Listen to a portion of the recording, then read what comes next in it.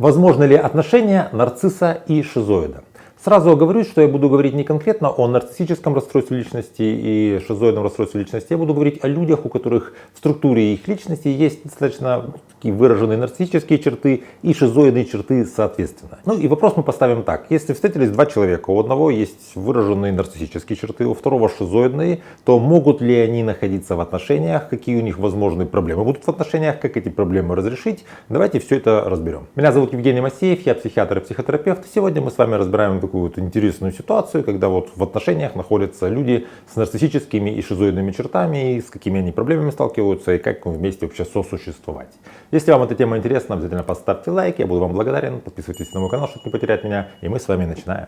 Итак, чем же характеризуется человек с нарциссическими чертами? Ну, я дальше буду просто говорить нарцисс, чтобы было понятнее, и человек с шизоидными чертами, я буду говорить шизоид. Нарцисс — это человек, который сфокусирован на себе, это человек, которому очень важно получать нарциссические ресурсы извне, то есть внимание, он с помощью манипуляций и различных таких вот не всегда очень экологичных способов привлекает это внимание, он получает нарциссический ресурс, и ему важно вот получать одобрение, и он находится как бы в центре вообще всего мира. Шизоид также находится в центре мира, но в центре своего собственного мира. Ему очень важно, чтобы ему не мешали погружаться в свои размышления, какие-то рефлексии, поэтому шизоид избегает каких-то глубоких социальных контактов. То есть получается, что в принципе нарцисс и шизоид — это люди, которые в чем-то вообще противоположны. Нарциссу важны другие, чтобы как бы подтверждать его значимость. Шизоиду важно, чтобы другие были подальше, чтобы они не мешали ему находиться в собственных процессах. То есть, когда мы говорим о паре нарцисс и шизоид, мы понимаем, что нарциссу внимание критически важно, а шизоид, в свою очередь, этого внимания старается всячески избегать.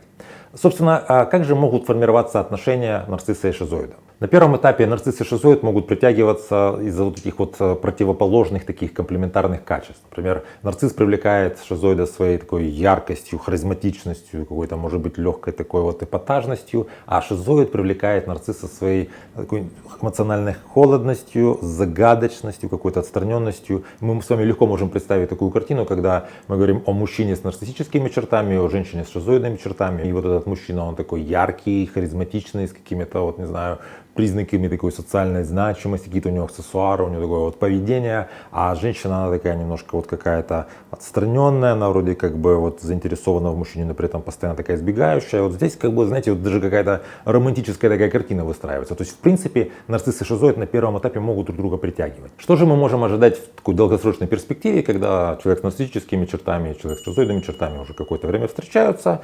Здесь будет происходить один и тот же процесс. Нарцисс постоянно требует внимания от своего партнера, от шизоида. Нарцисс, в принципе, от любого своего партнера будет требовать внимания. Это его такая вот больная точка, такое слабое место. Ему внимания всегда не хватает. Не хватает какого-то вот подтверждения своей значимости. Соответственно, он будет требовать это вот внимание, это вот подтверждение собственной значимости от шизоида, своего партнера. Шизоид это будет воспринимать как такую агрессию, как попытку нарушить его внутренний сбалансированный диалог с собственным внутренним миром, и он будет отстраняться. То есть нарцисс, получается, требует внимания, шизоид отстраняется. И вот основная точка напряжения в этих отношениях будет заключаться в том, что нарциссу катастрофически не хватает внимания, он его начинает уже максимально как-то вот неэкологично, абьюзивно вытребовать, а шизоид старается всяческими способами, опять же, поскольку экологично не работает, уже неэкологичными, отстраняться, не знаю, включать какую-то, не знаю, там, пассивную агрессию, сбегание и прочие способы вообще сохранить свой такой внутренний миропорядок. Какие здесь возможны компромиссы? Ведь мы с вами, когда говорим, вот нарцисс и шизоид, надо же понимать, что это вообще-то два человека, у которых есть какие-то черты. И бывает так, что эти два человека все-таки достаточно сильно ценят эти отношения, и они могут, учитывая собственные личностные какие-то вот особенности, понимая личностные особенности другого человека, как-то, если им все-таки отношения достаточно важны, стараться находить в них компромиссы, стараться договариваться. Человек с нарциссическими чертами в таком случае может уважать личное время, личное пространство человека с шизоидными чертами. То есть он может как-то научаться тому, что да, мне необходимо внимание, но это внимание я могу получать где-то через свою там какую-то деятельность, творчество, там, я не знаю, через коммуникации с какими-то другими людьми. А вот мой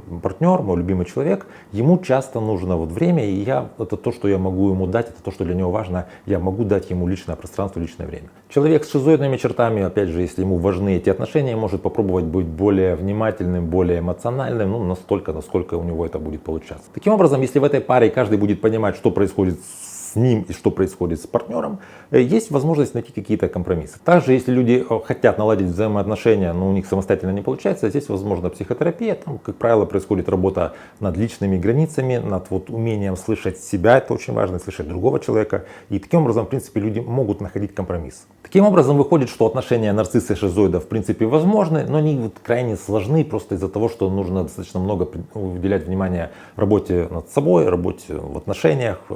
Хорошая новость здесь заключается в том, что часто люди начинают работать над собой, идут в психотерапию, вообще занимаются каким-то самосовершенствованием именно тогда, когда вот они находятся на пороге каких-то значимых для себя отношений. Грубо говоря, из-за моей любви, из-за моего уважения к этим отношениям, из-за моего желания с этим человеком как-то находиться рядом, я готов работать над собой. То есть иногда бывает так, что любовь, по-другому не скажешь, она мотивирует людей становиться лучше.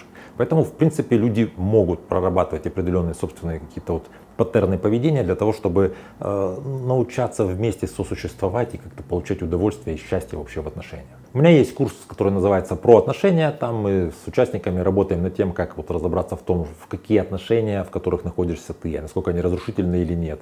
Если ты понимаешь, что ты хочешь из них выйти, как максимально экологично выйти из этих отношений, как восстановиться после выхода из отношений, как найти себе партнера для дальнейшей какой-то жизни, как не наступать на те же грабли. Все эти вопросы мы поднимаем на этом курсе. Под видео будет ссылка, вы можете там посмотреть такую общую информацию. Напишите, пожалуйста, в комментариях, встречали ли вы такие пары, где один человек имеет нарциссические черты, другой шизоидные черты. Это очень интересно. Если эта пара достаточно долго какое-то время находится, то есть какая-то у них стабильность, то, как правило, это эти пары, они такие очень эксцентричные, яркие, такие привлекающие внимание. Просто постарайтесь как-то вспомнить.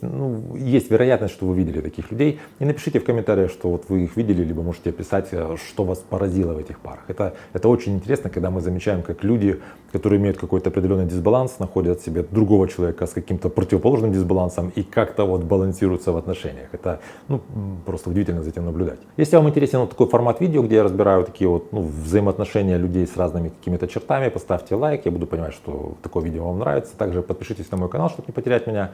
Берегите себя и своих близких, и до встречи в следующих выпусках.